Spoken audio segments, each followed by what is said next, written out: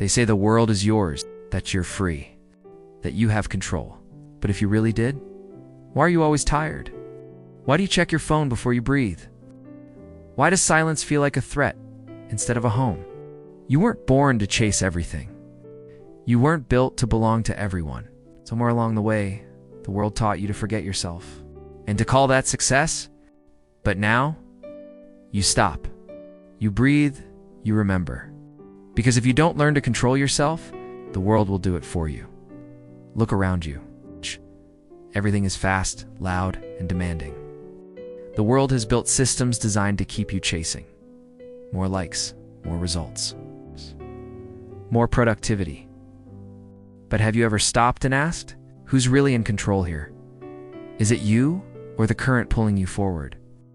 Every notification you check, every scroll that never ends, every goal someone else said you should want, they shape you, not by force, but by design. And little by little, you stop choosing your life. You start reacting to it. Modern control doesn't come with chains. It comes with convenience. With apps that predict your wants before you know them. With endless content that keeps your thoughts on pause. With noise so loud you can't hear yourself anymore. But the worst part, you think you're free. Seneca once wrote, "A man is enslaved not by chains, but by his own desires." Today we are owned not by tyrants, but by triggers, by trends, by timelines, and by the quiet fear of being left behind. You work harder, thinking you're progressing, but what if you're just spinning in place? Running faster on a treadmill someone else built, and mistaking it for movement. You don't question the system, because questioning feels like falling behind, so you adapt, become efficient at being lost. But here's the truth. If you don't define your own rhythm, the world will impose its rhythm on you. If you don't decide what matters, someone else will sell you a version of meaning. Control isn't about domination. It's about clarity. Clarity requires space, stillness, disobedience to the noise. So pause. Really pause. Because in this pause, you'll start to feel something you haven't felt in a long time. Choice. And that's where all control begins. There's a moment barely noticeable between what happens to you and what you do next. That moment is everything. But most of us never see it. We live after it. You get interrupted. You snap. You feel ignored. You withdraw. Someone disagrees. You attack. You're not choosing. You're reacting. We think we're making decisions, but in truth, we're just running scripts. Conditioned patterns, old habits, triggered emotions on autopilot. And the more we react without reflection, the deeper the prison becomes. Modern life rewards reactivity. Outrage gets more clicks. Instant responses are called confidence. But what if silence was strength? What if restraint was mastery? Marcus Aurelius wrote daily, not for others, but to remind himself how not to be ruled by emotion. There's neuroscience behind this. The amygdala flares before the prefrontal cortex can think. Emotion comes first. Reason later, if we let it, but most don't. Most let the fire burn, and then wonder why everything feels out of control. Reaction feels powerful in the moment, but it leaves you powerless after, because when the world can provoke you anytime, you're not free. You're wired, like a puppet with invisible strings. One wrong word, and you're gone. So what's the way out? It starts with awareness. It grows with discipline, and it deepens through repetition. You don't stop reacting overnight, but each time you pause, you break a link in the chain.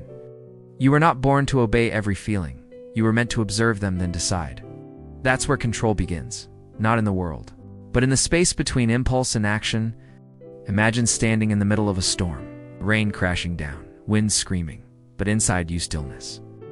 That's what the Stoics built, not walls to block the world, but a firewall between the world and the soul. At the heart of Stoicism is one idea, the dichotomy of control. There are things you can control, and things you never will. Everything in your life falls into one of those two buckets. Confusion begins when you forget the difference. You can't control traffic. You can't control weather. You can't control the past, or how others think, feel, or speak. But you can control how you respond. You can choose how you carry it. can always choose your next move. Epictetus called this your only true possession. Your inner authority. He lost his freedom early in life, but never gave up his mind. And that's why he was never a victim. Not of people. Not of fate. Not even of pain. Modern life blurs this line. We scroll endlessly because we believe we're missing out. We argue online because we believe changing minds will bring peace. But peace never came from control. It comes from surrendering what was never yours to hold. There's a strange paradox here. The more you focus on what you can control, the more powerful you become. And the more you chase what you can't, the weaker you feel. It's not because the world is cruel, but because your energy is misplaced. So build your firewall. Start simple. Ask, is this mine to control? If yes, act with clarity. If no, let it pass. The world may still burn, but it won't burn through you. Discipline. To some, it sounds like a cage. A life of restriction, of rules, of saying no when the world begs for yes. But what if discipline isn't a prison, but the key out of one? Most people are not free. Not because someone controls them, but because their impulses do. The craving, the laziness, the endless need for validation. They think they're choosing, but they're only indulging. Discipline is not about punishment, it's about presence. It's what stands between intention and chaos. It's the invisible structure that lets your deeper self rise above the noise. Because when you can say no to your urges, you say yes to your power. Modern neuroscience confirms it. Impulse control activates the prefrontal cortex, the seat of higher reasoning, foresight, and moral judgment. Every time you resist a distraction, you train your brain to be sharper, more focused, more aligned with long-term purpose. The Stoics knew this long before science could explain it. Seneca said, "No man is more unhappy than he who never faces adversity, for he is not permitted to prove himself." Discipline is the quiet adversity we choose, so the louder storms won't break us. In a world of endless temptations, discipline is rebellion. It's how you reclaim your time, your thoughts, your direction, not by force, but by remembering what matters most. And cutting everything else. You won't always get it right. You'll slip. You'll fall. But each time you return to discipline, you return to yourself. And that's the kind of freedom no one can take away. There will be days the world feels heavy. People will misunderstand you. Plans will fail. News will overwhelm. And the ground beneath you will shake. But inside you, there must be a place that never moves.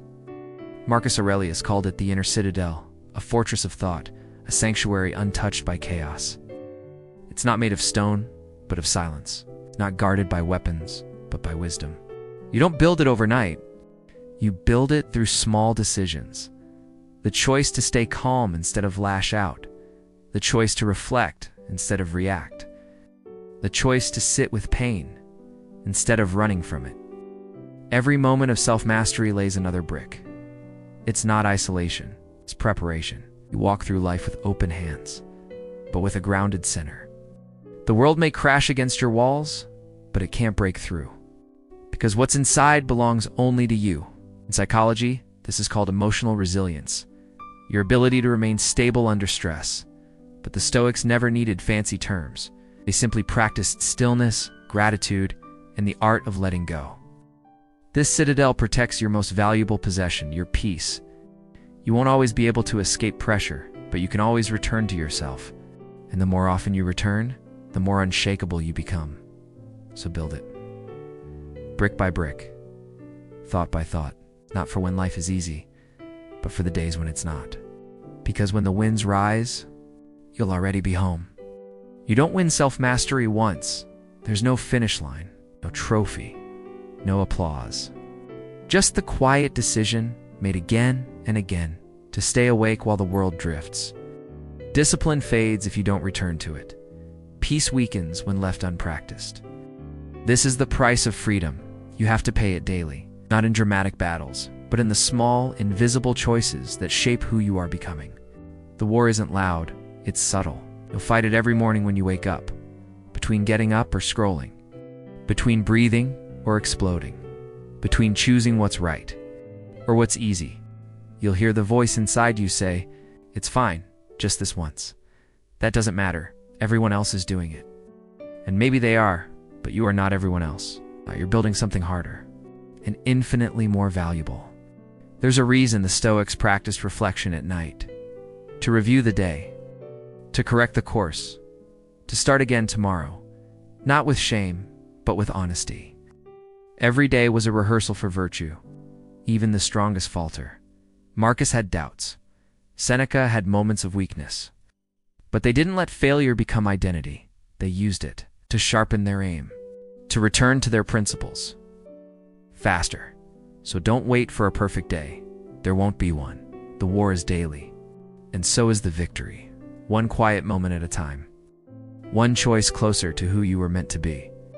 Control begins with presence. But most people aren't here.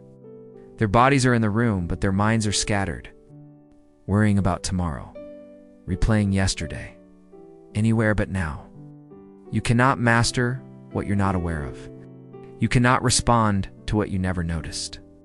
Without presence, your breath becomes shallow. Your thoughts race, and your choices blur into reaction. You drift thinking you're moving forward. The Stoics didn't talk about mindfulness the way we do today, but they lived it.